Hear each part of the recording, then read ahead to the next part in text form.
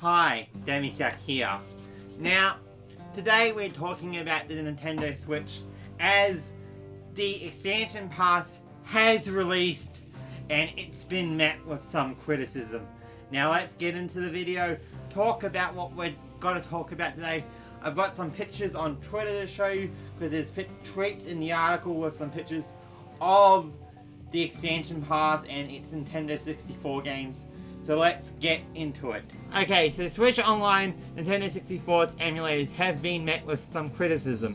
Button mapping, graphical issues, and lack of controller pack features are among issues being reported by players. Now, as you can see right here in this picture, there is a picture of Ocarina of Time, Legend of Zelda. I don't know if I pronounced that right. I can never pronounce that Ocarina word. Anyway, as you can see, from my look, it's having trouble displaying fog and stuff.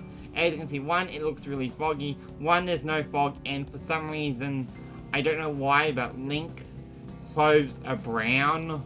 The quality of the water looks not as good as this picture here on the left. Nintendo has been receiving criticism from a number of players for the quality of its Nintendo 64 emulators on the Nintendo Switch. The new expansion pack for Switch is now being active, with bringing a selection of Nintendo 64 and Sega Mega Drive Genesis games for the Switch for an extra fee. In my honest opinion, it's not worth it. However, players have started raising issues with some of Nintendo 64's apps and features or lack of thereof. One of the most common complaints is the app's button mapping, which maps the C buttons to the right stick and the Z button to the ZL and the B and the A to the Switch's own B and A, which is a complete mess. Even though that doesn't sound like it would be a mess, trust me, it's a complete mess from what I've read. Well, the latter seems reasonable on paper. Yeah, it seems reasonable. The Switch's B and A buttons are positioned in a different angle to those of the Nintendo 64, meaning some of the players' ability to map them to the Y and B would have been more authentic recreation. Yeah, it would have been more authentic by where the buttons are laid. This is something that Nintendo could theoretically fix in a future with a patch, enabling players to remap their own buttons, assuming they aren't interested in buying a separate Nintendo 64 controller Nintendo is selling. Some of the other problems are technical ones. Some of the games have noticeable audio delay, meaning the sound is heard for a split second after an action, while others have graphical issues like Legend of Zelda Ocarina of Time, inability to properly handle fog in one area, as we saw in the picture up above. I believe that's what they were talking about. It was. See, Jordan Lineman said, looks like there is a fog transparency issue with the Switch's emulation solution, which seems to be based on 3D All-Stars emulator. Looks like it doesn't quite work well with all games yet. Not great. And as you can see, the picture which we saw earlier. Another issue receiving complaints is the app's apparent lack of support of controller pack, the Nintendo 64's memory pack. This was placed in the slot at the back of the controller so players could save the game data in titles that didn't save directly to cartridge. Although most of the games on the Nintendo 64 app at launch were those saved onto cartridge, when back instead saved to a controller pack, meaning players wishing to save their game will have to create a save state instead. Mario Kart 64 also saved Ghost data to controller pack, meaning there's an option to save your Ghost on Switch Online version. Whilst most of these complaints are inarguable, others are less cut and dry. Some players have been complaining about the input lag, stating that it renders some games unplayable. And GameZappin appeared to shoot down these suggestions in the test video, in which player played Ocarina of Time, reportedly the worst offender, and probably the one everyone wants to play, because it's a really good game on an original hardware and Switch. And here's his video here. You should probably check out his video. I would recommend to check it out if you want to see how bad it is. I haven't checked it out, but it's input lag and stuff, so I would head over to his channel and check it out if I was you. In the video, it took an average of 11 frames to swing his sword from after a button was pressed on the original Nintendo 64 and 13 frames on the Switch. Given that this was based on 60 FPS video capture, however, and that the game is locked to a 20 FPS, the difference should be impractical. Others have been complaining of extreme lag when playing online with other players.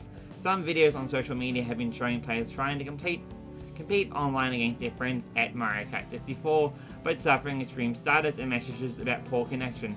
Those two have been shot down, however, by suggesting their connection are to blame and that they've been having stable experiences online. For issues like lag and online savability, there are a number of variables in each player's setup that could affect performance and such, it's hard to determine whether the issue truly lies with Switch's online Nintendo 64 app. Yeah, as I said, it could be the Nintendo Switch Online 64 app, but it could just be your performance and your setup. However, as the article said, it's hard to tell. Other issues, however, like the lack of custom button mapping and lack of controller pack support, audio delay, and occasional graphical issues are irregularly present, and players will be hoping for Nintendo to address them with patches over time. So I'm going to make this short, as I think we did spend some time talking about the whole thing. I'm just going to be honest, at this point in time, don't buy the expansion pack. You're wasting your money. There is too many problems with it. I mean, a lot of people are apparently lagging, but it's hard to say, as we said, because there's a lot of stuff in lag, and lag is very complex. However, the graphical issues and stuff, for me, the graphical issues would be a problem for me. However, I don't have to get the expansion pack. The only game that really interests me is Mario 64, and hang on. Alright, I'm back. I actually bought this last week from EB Games. It's got Mario 64 on it. But yeah, personally, in my honest opinion, this cost me $80, but it's worth it. I got 2 other games with it. But if you just want Mario 64, just get this. It's Super Mario 3D All-Stars. I don't know if they have them in stock in your country. If you can't find it in stock, you can probably get a pre-owned one. I just recommend getting this if you just want this game. If you want the other games, I personally recommend that you go ahead and wait it out. Now, personally, in my honest opinion, it's not worth the $50. I think they should lower the price, maybe to $30 or $40. That's my honest opinion. If it was that price, it would be completely worth it. Or if it had more games. It is getting more games, as we saw. However, I still don't think with the games that are announced, I still don't think it's worth it. I'll be waiting till more games come out, because let's be honest, it needs a really good selection of games, as Nintendo 64 games are very good. If it got Pokemon Stadium 1 and 2, then maybe I would buy it. If it also got, as well, Donkey Kong 64, in my honest opinion, I don't think it's worth buying at this point in time, so I would hold your money off. Now, if you have friends that play it and they're saying, oh, just buy it, it's probably good if you got friends, but then there's the graphical issues and stuff.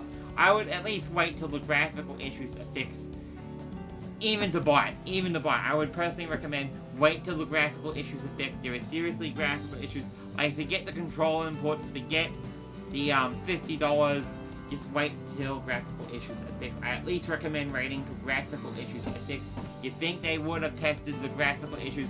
It really, to me, seems like they were going for the money. Anyway, what do you think about this? Let me know in the comment section down below. As well as, if you liked the video, make sure to like, comment, and subscribe. And I'll see you all next time.